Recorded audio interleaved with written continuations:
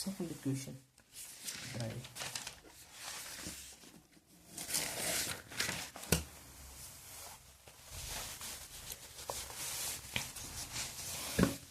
भाई अगर बात करें तीसरी इक्वेशन की तो हमें पता है B square equal to you square plus 2as, ये हमारी तीसरी इक्वेशन है। हम जानते हैं B equal to U plus A T, दोनों साइड स्क्वायरिंग कर दिया तो 20 का बी स्क्वायर और इस पूरे का होल स्क्वायर कर दिया तो यू स्क्वायर प्लस ए टी का square plus 2u multiply a t, वही ए प्लस बी का फॉर्मूला लगा दी एक तरीके से हमने। इसके वो सॉल्व करने के बाद फिर लास्ट में इस ये जो इक्वेशन आई इसमें जो हमें पता है डिस्टेंस क्या होता है, H equal to U T plus half A T square, ये हमने निकाला ही है। फिर जहाँ डिस्टेंस आया इसको यहाँ पे क्या करेंगे, इसको अरेंज करने के बाद तो जहाँ हमारा ये 2 है, देखो देखो दोबारा देखते हैं, बी स्क्वायर यहाँ पे है यू स्क्वायर प्लस यहाँ पे क्या किया हमने 2a एक तरह से इसको कॉमन ले लिया 2a को, तो 2a को कॉमन लेने के बाद क्योंकि यहाँ पे ए टी स्क्वायर में है नहीं, यहाँ पे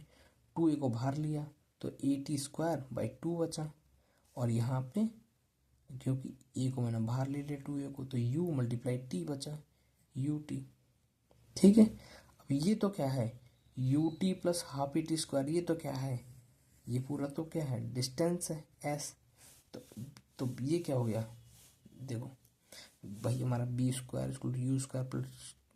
ये स्क्वायर टी स्क्वायर मतलब B square plus 2 ut plus ए टी था,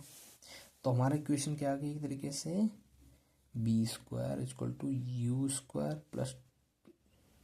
2a और उसके बाद ब्रैकेट में हमारा बच रहा था A T square by 2 plus A T common लेने 2a कॉमन लेने के बाद ये आया, तो बी स्क्वायर को हमने यहीं रखा यू स्क्वायर प्लस 2a। अब मुझे S equal to U T plus मैंने अभी सॉल्व किया s equal to U T plus half A T square,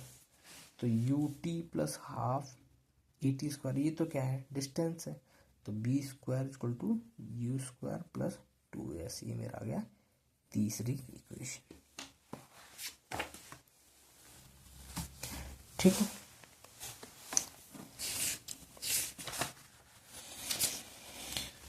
projectile motion क्या होता है, वो मोशन जो कि मान लो कोई चीज मैंने अर्थ में फेंकी है अर्थ की तो वो धीरे धीरे नीचे आएगी ग्रेविटी की वजह से। तो प्रोजेक्टाइल मोशन वो मोशन होते हैं जिसमें ग्रेविटी एक्ट कर रही है, जिसमें ग्रेविटी इन्फ्लुएंस डाल रही है, प्रभाव डाल रही है। कोई बॉल में फेंकूंगा तो उसको ग्रेविटी की वजह से नीचे आएगा,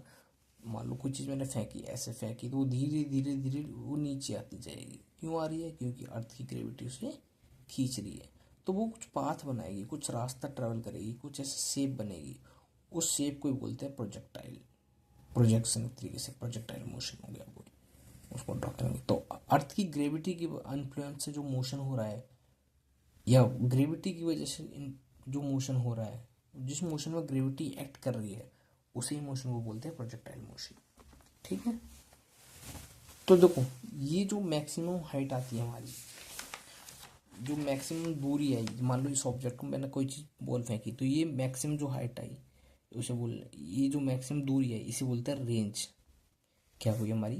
रेंज, और जो पाथ आया वो है प्रोजेक्टाइल मोशन पाथ आ गया। ठीक है, ये मैक्सिमम हाइट होगी। तो अलग अलग उनके फॉर्मूले होंगे, अलग अलग फॉर्मूले। जैसे सपोज इसकी बॉल को मैंने यू वेलोसिटी से फेंका, इसको टाइम लगा टी, मान लो यहाँ से यहाँ आने में टाइम लगा टी। ठीक है, एच इसकी मैक्सिमम हाइट है मान लो सपोज, तो अगर मुझे मैक्सिमम हाइट निकालनी है और थीटा मतलब किस एंगल से ये बॉल जा रही है, मान लो ये बॉल थीटा एंगल से जा रही है, तो अगर मुझे उसकी मैक्सिमम हाइट निकालनी है तो मैक्सिमम हाइट कैसे निकालूंगा मैं, यू मतलब बॉल की, मान लो कोई बॉल फेंकी तो बॉल की इनिशियल वेलोसिटी मल्टीप्लाई क्या एंगल बना sine square theta by 2 into g, g मतलब ग्रेविटी की वजह से जी तो आएगा क्योंकि ग्रेविटी अर्थ है, अर्थ की ग्रेविटी, मान लो अर्थ की ग्रेविटी कितनी होती है 9.81, पर हम उसको नियरली 10 मान के चलते हैं। फिर रेंज, रेंज मतलब यहाँ मैक्सिमम दूरी कितनी आई, मैक्सिमम हाइट निकाल ली u square multiply sine square theta by 2g। ऐसा रेंज कैसे निकालेंगे, u square multiply sine square g sine square theta upon g, u square multiply sine square theta multiply divide by g, g मतलब gravity, ये मेरा angle आ गया theta. ठीक, ये मेरा किस एंगल से बॉल फेंकी वो एंगल आ गया, यू उसकी वेलोसिटी आ गई, एच की मैक्सिमम हाइट, आर मतलब मैक्सिमम रेंज, और टाइम कितना टाइम लगा उसको यहाँ से यहाँ आने में, तो वो भी निकाल सकते हैं। 2 मल्टीप्लाई यू, यू मतलब उसकी वेलोसिटी कितनी है, 30 मीटर पर सेकंड से जा रहा है बॉल 40 मीटर, उसकी speed 2 speed multiply sine theta by g, उससे मुझे टाइम पता लग जाएगा वो यहाँ से यहाँ आने में उसे कितना टाइम लगा, यहाँ से यहाँ आने में कितना टाइम लगा उसको टोटल, वो प्रोजेक्टाइल मोशन उसका टाइम। अगर वहीं हम बात करें सर्कुलर मोशन की, तो मैंने बताया जो सर्कुलर मोशन सर्कुलर पाथ में घूमे वो सर्कुलर मोशन, ठीक है। अगर हम बात करें एंगुलर डिस्प्लेसमेंट क्या होता है, एंगुलर वेलोसिटी क्या होती है, इसको हमें देखना है। तो देखो मान लो कोई सर्कुलर पाथ है, तो सर्कुलर एंगुलर मतलब कि जब हम चीज़ें गोल गोल घूमेगी तब ज़्यादा एंगुलर ही आएगा, एंगुलर की बात चल रही है। पहले देखते हैं एंगुलर डिस्प्लेसमेंट क्या होती है। मान लो ये सेंटर है, कोई सर्कुलर पाथ में मूव कर रहा है कोई चीज़ सेंटर की ओर, मान लो कभी कोई ऑब्जेक्ट यहाँ पे है, उसकी पोजीशन पाथ सर्कुलर ग्राउंड है कोई, वो बाद में धीरे धीरे यहाँ पहुँच गया, उसकी पोजीशन अब बी हो गई है, पहले वो यहाँ था अब वो पहुँच गई यहाँ आ गया, तो सेंटर से उसका कुछ एंगल बन रहा होगा। मैंने कहा भाई यहाँ से वो यहाँ आ गया, तो वहाँ पहले हम क्या कर रहे थे डिस्प्लेसमेंट में, हम यहाँ से यहाँ पोजीशन मान रहे थे, ए से बी आ गया तो ये हुआ उसकी डिस्प्लेसमेंट। यहाँ डिस्प्लेसमेंट क्या हुई, यहाँ से वो यहाँ आया, लेकिन सेंटर में उसने कुछ एंगल बनाया, मान लो थीटा एंगल बनाया, यहाँ से वो आगे गया सी, तो मान लो अब ये यहाँ से ए बी से बी जाने में थीटा वन एंगल बना, यहाँ से यहाँ जाने में कुछ थीटा टू एंगल बना होगा। तो एक तरह से सेंटर में एंगल चेंज हो रहा है, मैं यहाँ पोजीशन चेंज कर रहा हूँ तो मेरा एंगल चेंज हो रहा है, तो जो ये जो एंगल का चेंज हो रहा हो, तो हम जो सर्कुलर मोशन होंगे उसमें हम जो डिस्प्लेसमेंट उसको कैसे नापेंगे, एंगल के थ्रू। कम एंगल मतलब कम दूरी चला, ज़्यादा एंगल मतलब ज़्यादा दूर चल लिया, ज़्यादा घूम लिया वो, तो एंगल के हिसाब से हम यहाँ पे क्या है डिस्टेंस मेजर करते हैं सर्कुलर मोशन में। तो सर्कुलर मोशन में एंगुलर डिस्प्लेसमेंट क्या होगी कि मतलब कितना एंगल बना सेंटर में एक बॉडी को मूव करते हो सर्कुलर पाथ में, तो गोल गोल कोई चीज़ घूमेगी तो सेंटर पे कुछ एंगल बनेगा, तो उसे ही कहते हैं एंगुलर डिस्प्लेसमेंट। तो थीटा क्या है यहाँ पे, एंगुलर डिस्प्लेसमेंट, एंगुलर डिस्प्लेसमेंट ही क्या है थीटा, कोई एंगल बना। अब बन रहा है एंगुलर वेलोसिटी क्या होती है, तो उसको रिप्रेजेंट करते हैं ओमेगा से, ओमेगा इसका सिंबल है। तो एंगुलर क्योंकि वेलोसिटी क्या होती थी डिस्टेंस अपॉन टाइम, भाई वेलोसिटी क्या होती थी डिस्टेंस अपॉन टाइम, भाई अब बोला एंगुलर वेलोसिटी क्या होती है, डिस्टेंस क्या होता है थीटा से नापते हैं हम, तो थीटा और टाइम मतलब कि उसको यहाँ से यहाँ जाने में एंगल चेंज हो रहा था, टाइम लगा होगा, तो थीटा अपॉन टी ये हो गया एंगुलर वेलोसिटी, ठीक है। अगर वही बात करें एंगुलर एक्सेलरेशन की, तो वहाँ वेलोसिटी क्या होती थी, एक्सेलरेशन क्या होता था, एक्सेलरेशन होता था चेंज इन वेलोसिटी, पहले कार 30 से थी बाद में 50 हो गई, तो स्पीड में कितना चेंज आ गया 20 का, कितना टाइम में आया एक्सेलरेशन, तो ये क्या होता है एक्सेलरेशन। ऐसे एंगुलर एक्सेलरेशन क्या होगा, चेंज इन एंगुलर वेलोसिटी मतलब कि ओमेगा,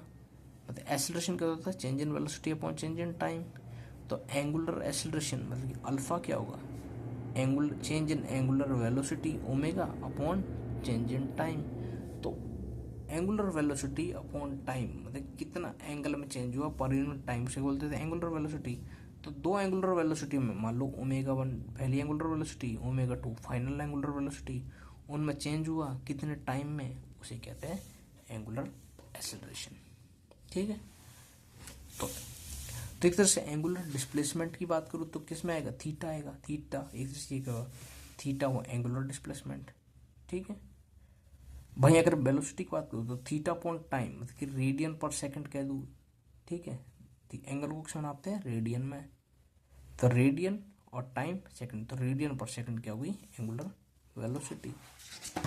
एंगुलर वेलोसिटी। ऐसे एंगुलर एक्सेलरेशन क्या हुआ omega one angular velocity minus angular velocity दूसरी वाली अपॉन टाइम, उसे बोलते हैं एंगुलर एक्सेलरेशन, एंगुलर एक्सेलरेशन ये वो एंगुलर एक्सेलरेशन अल्फा, ठीक है। तो ये वो हमारा एंगुलर एक्सेलरेशन। नेक्स्ट वाली चीज़ वर्क वाला चैप्टर हम नेक्स्ट स्लाइड में देखेंगे या नेक्स्ट लेक्चर में। So thank you everyone.